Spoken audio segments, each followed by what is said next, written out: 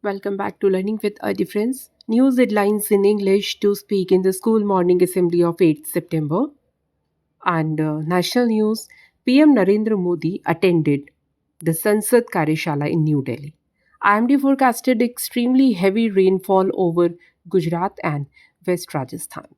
Relief operations continue in Punjab, Jammu and Kashmir, and Himachal Pradesh, even as flood situation subsides. Indian filmmaker Anuparna Roy won Best Director Award at 82nd Venice Film Festival.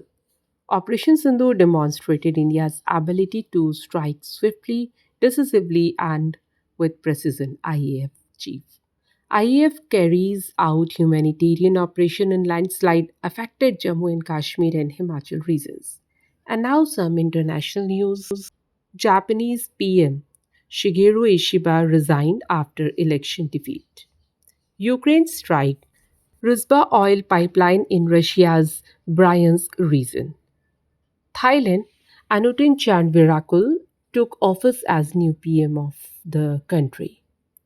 Level 4 typhoon warning issued in China. And PM Modi spoke to French Pres Macron, discussed efforts to bring early end to war in Ukraine.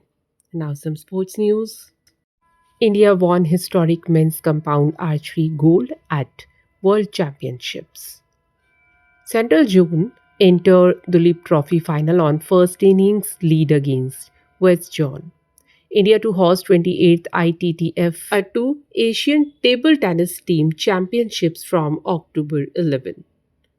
Nikhat Zareen won opening round in women's 51 kg weight category at World Championships. India thrashed China 7-0 to reach final of Asia Cup hockey in Razgir.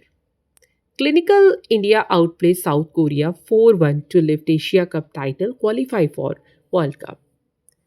Japan clinch fifth place with 6-1 win over Bangladesh in Asia Cup hockey. Now news related to business.